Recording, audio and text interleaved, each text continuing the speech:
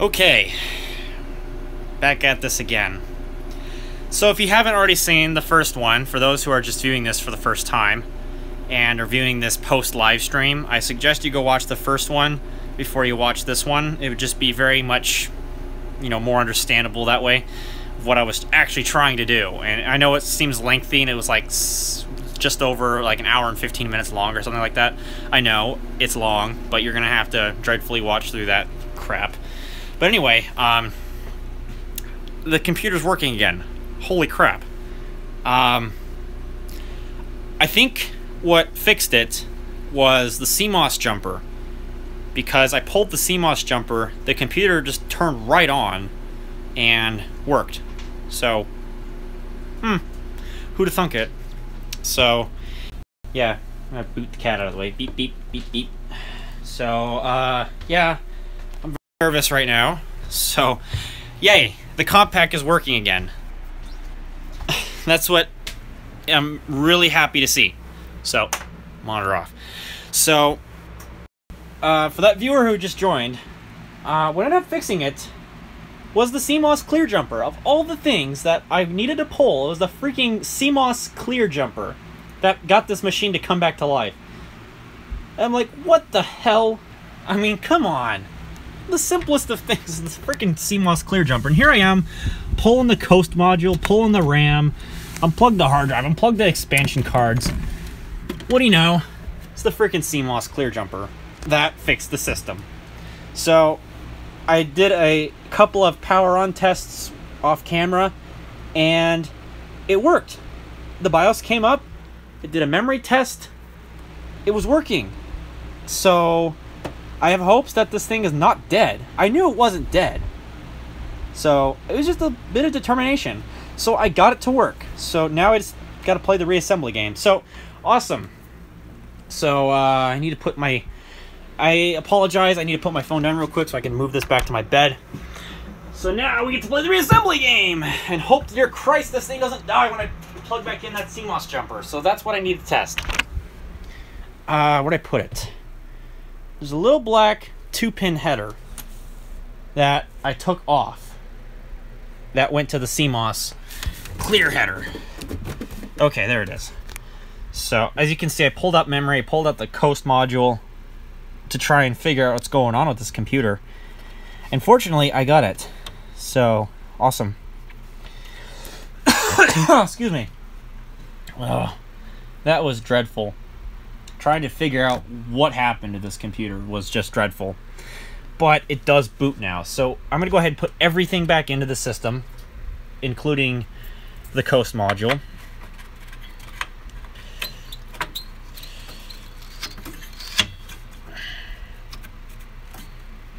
And then I need to put back in the EDO memory that I took out, so I can bring it back up to 32 meg. I might actually see if those other SIMs that I grabbed will actually upgrade the system. I'm not sure. I'm about to find out, though, once I install this memory back in the system.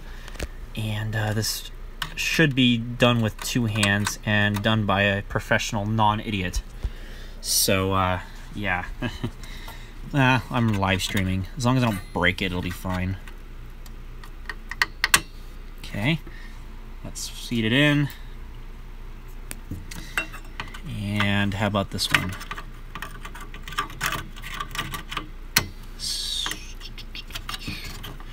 Next thing you know, I'll probably be making dinner live stream. Or I'll be making my dinner on live stream. I'm not going to. Probably not. Don't want to bore you guys with that sort of thing. Are you kidding me? Okay, next thing, let me move these screws out of the way. I need to put back on the expansion card riser. Oh, before I do that, actually plug back in the hard drive. Where did all the screws for this case go? I'll have to find them later. If this system still works, then I'll worry about that. So line up these case pieces, especially I gotta line it up right here on that end, and then push all these cables out of the way, and then I can push that down Sorry about that. I had to do that with both hands. I think it's in now. Right. I gotta take the floppy disk out of the system because I left it in there. And, there it goes. I don't know why it's offset like that. The screen does some goofy crap, but as long as the computer works, I don't really care. Okay, moment of truth. Will she boot? I'm even more tense now. Damn it, if I quit banging the wall, that would be great. I'm very, very, very nervous right now. Plug in everything that's plugged into this computer. So that'll include the speakers. I did plug back in the hard drive, so that's back in. I need the mouse, and then I need the keyboard. Where's the keyboard at? There's the keyboard connector. Alright, keyboard might be very important, obviously. Alright, well that's the speakers. Keyboard connector's down there on the floor. Oh no! Ah, if I don't die. I'm trying to retrieve it here. This dresser's not exactly the most stable thing in the world. I almost thought I just flung everything on the floor there. And I just flung the mouse off, even though there's no reason for it to fall off. Alrighty. VGA. Where's VGA at? I don't know. Can't see. I guess I'll bring you guys closer. Now you don't see my butt. Can I turn the flashlight on? No, I can't. Freaking can't even turn on my flashlight. Well, we'll use an external source of flashlight. Let's see here. This is the kind of crap I work with on a daily basis, and it's quality work. Okay, you get to sit on top of the S6 Edge here for a moment. Well, I try and kill myself trying to get these damn cords plugged into the back of this computer. And then I need the VGA.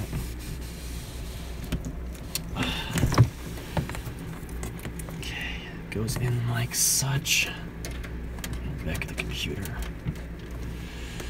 Okay, go ahead and turn off the.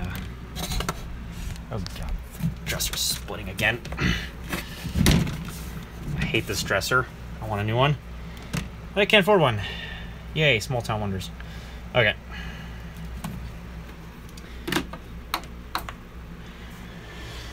Oh my god. Ultra freaking nervous right now. Please work. Yay, the monitor degaussed. That's not the right pronunciation of the term, but I don't care. Memory test. Yes. We have a memory test. Oh, thank God. Thank freaking God. Let's go into the F10 setup here. Yeah, I know. Everything's not set because I reset the CMOS. Everything's on the hard drive, though, so it should just boot up into the F10. Disk 1 Type 65. Coprocessor added, which, of course, it's a Pentium 200. Of course, it had that 32 megs of memory. Diskette drives, all that stuff. Running Unix, you need to configure your system using the user diagnostics diskette, but I don't need to, so F1. And then it should just come right back on. And when the square, there's the square. F10. Yeah, I know date and time's not set. That's fine. I'll set that now. There it goes. Double beep is a good thing. Oh, yep, we're booting. Yay. Okay. Sweet. Alright, we need to do computer setup. And we need to set the correct date and time. So today is the 17th of July, so how do we do this here?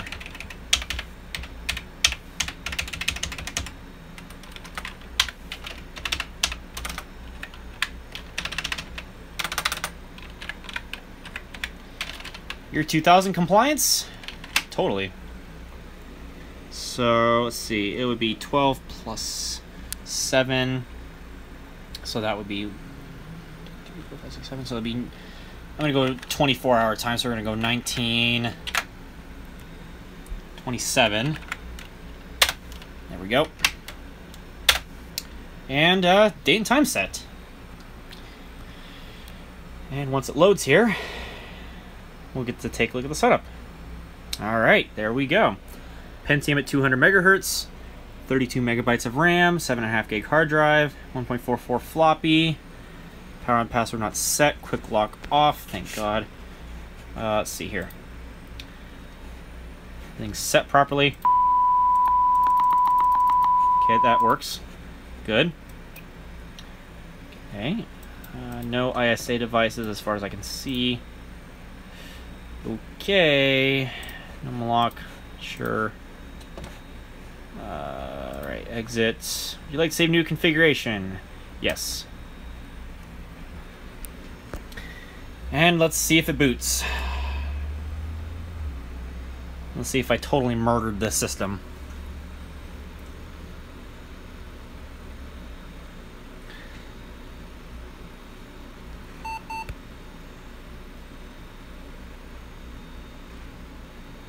Awesome. It still boots. Sweet. That's good. That's good that's still booting up. I kind of got worried, but nope, I don't have to worry. It's booting up. So that's good. It doesn't have the fancy Compaq splash screen anymore, but really that was just a decoration, so I don't know if that driver...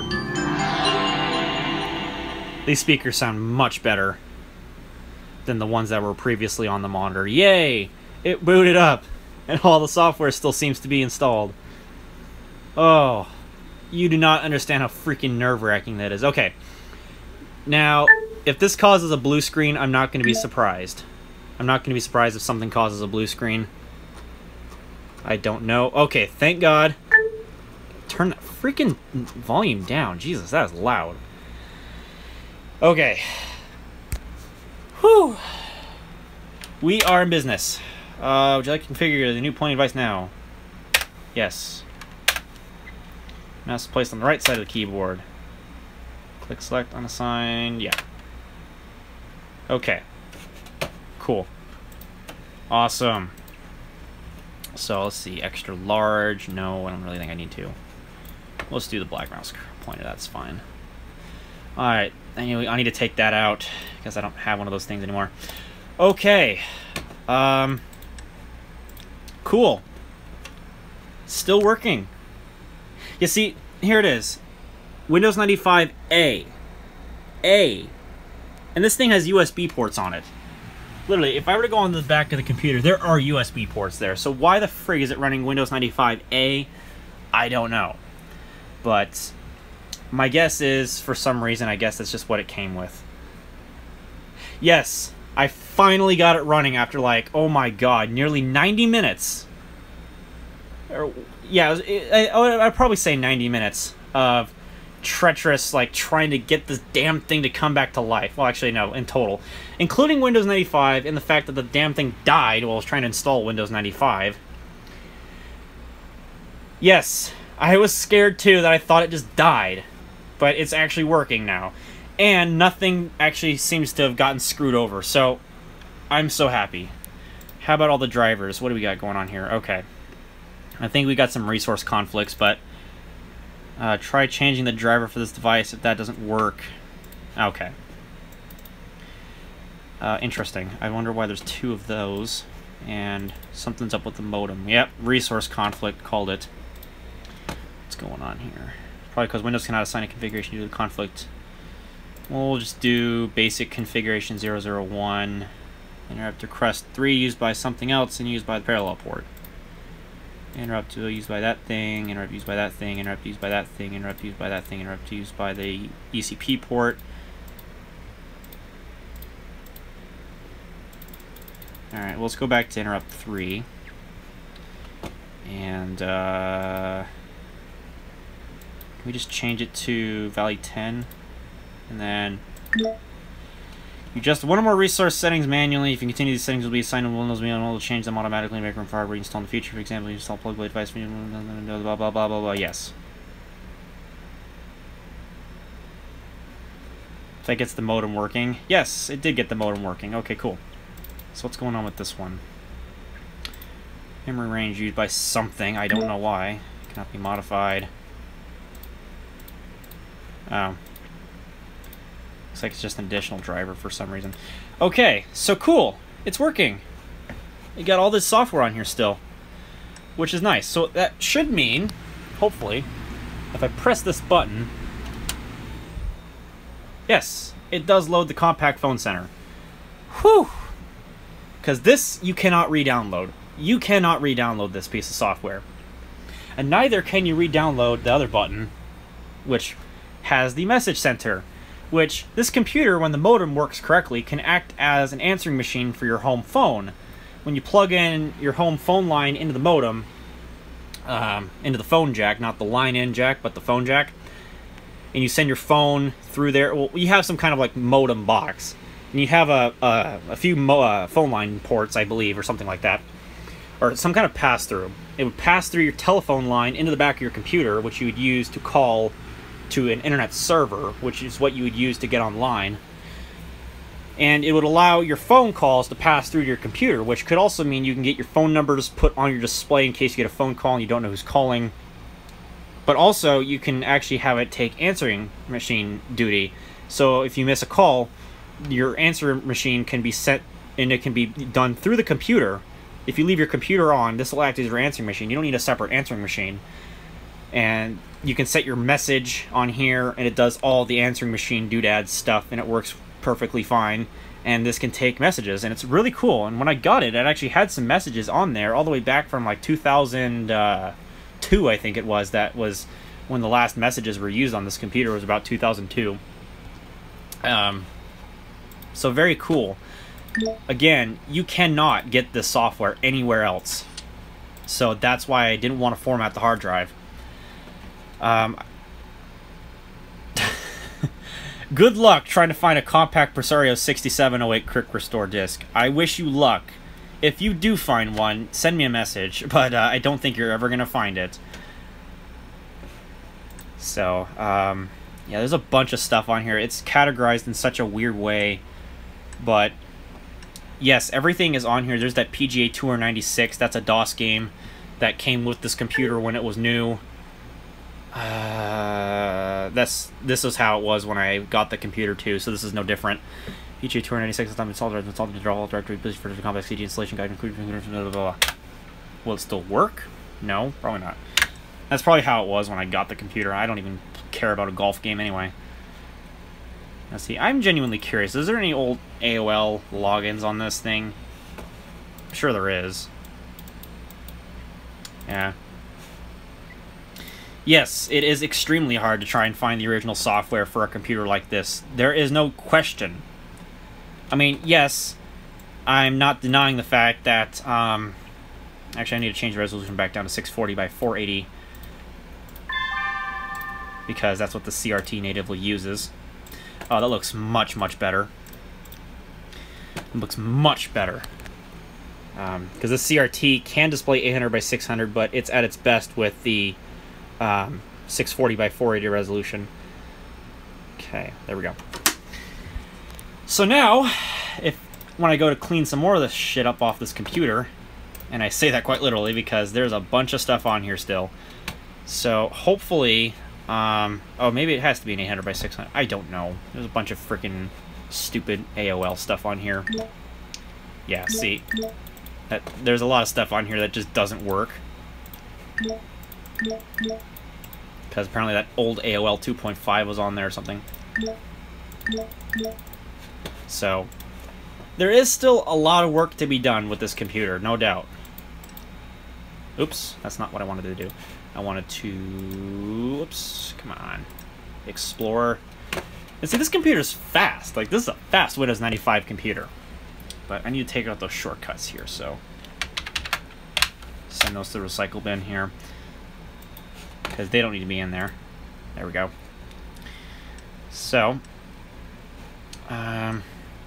Yeah, literally they're just copies of what's inside the accessories folder on the start menu. So, or actually some of them aren't, so I should probably put them back in there. But I will do that off camera. So now we can play Minesweeper to Our Heart's Desire, apparently on the expert difficulty, but we're going to do intermediate. A live stream, whoops, where we play freaking Minesweeper. I'm crap at this game. Okay. So, what else should I do? I mean, I do have a couple things. I wonder if I can play a game here. I could probably install Dungeon Keeper. This does have a CD-ROM drive. I could probably put Dungeon Keeper on this computer. It'd probably run pretty well. So let's go ahead and install Dungeon Keeper. Live on camera, we'll install Dungeon Keeper. If I can get this damn thing. This is the whole reason why I wanted this computer, is because I wanted to install some of my old DOS games, like Ultimate Windows 90 or Ultimate Doom for Windows 95, and of course Dungeon Keeper in this regard. So let's see if she runs here. Now, I do have intentions of wanting to upgrade this probably to 95 OSR 2.5. I need to get that arranged. Ooh, that looks beautiful. Oh, yes. That is what I like to see. Dungeon Keeper requires DirectX 3. Yes, do a check, because I don't know if this has DirectX. I don't think it does. I don't think this has DirectX of any kind installed, so it might be beneficial to install that. So, we'll let that do its thing. Again, I don't think it does. I have a bunch of other games up there as well. There's also... I also have this. I need to do a video on this. It's that bad. But, no, I have the Ultimate Doom for Windows 95. I also have Diablo by Blizzard Entertainment for Windows 95 NT and the Macintosh. There's also Myst. There's also Unreal Gold. And then there's I think Command & Conquer Red Alert supports Windows 95. Does it? Westwood Studios. You're my favorite. Not really, because you don't make your information very convenient. No, I would assume that they put that information on the CD-ROMs on some kind of README or something. Well, that's useful. Anyway, so, yes, it's working. Oh, also Hexen, because Hexen doesn't like to work on Windows NT-based systems at all. So, Hexen is one of those that is also a DOS and Windows 95 game. I believe I grabbed the DOS disk. I think the one below here is the Windows 95 disk. Or one of them is. Okay, I did grab the Windows 95 disk initially, because that's the DOS disk.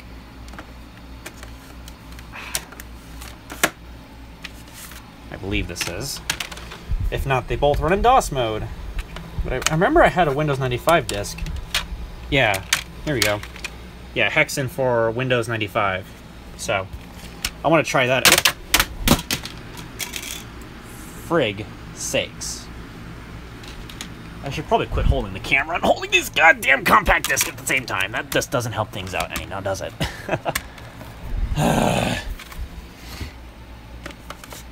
Anyway. It looks like it's actually installing DirectX 3, because I guess it wasn't installed. Which makes sense, because when Windows 95 came out, there was no DirectX at all. Windows 95A, by the way. So everything was run under DOS. And then when Windows 95 came out, they actually introduced DirectX to the public. I think. I don't know my history of DirectX directly, but that's my hypothesis. I'm pretty sure somebody could look that up on Wikipedia, and that person's going to probably be me. Because I'm just lazy like that. We'll use good old Google Assistant here.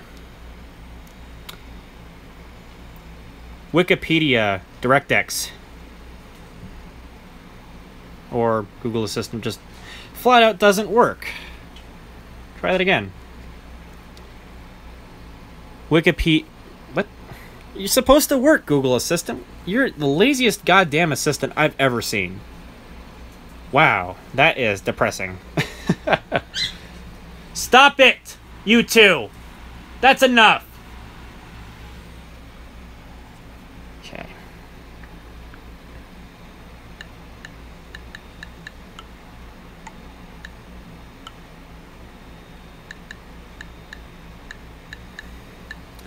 Cannot type very well. Oh.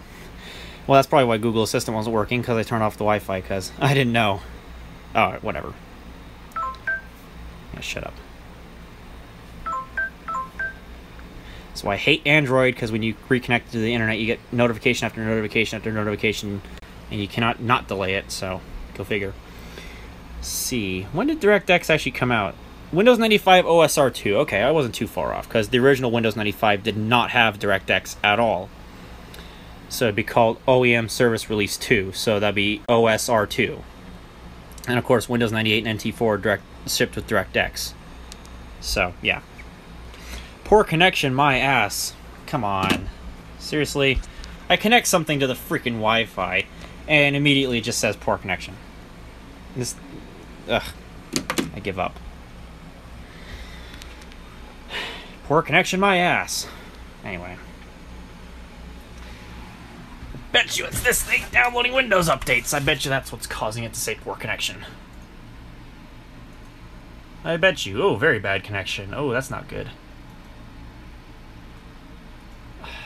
That shouldn't be causing it to do that.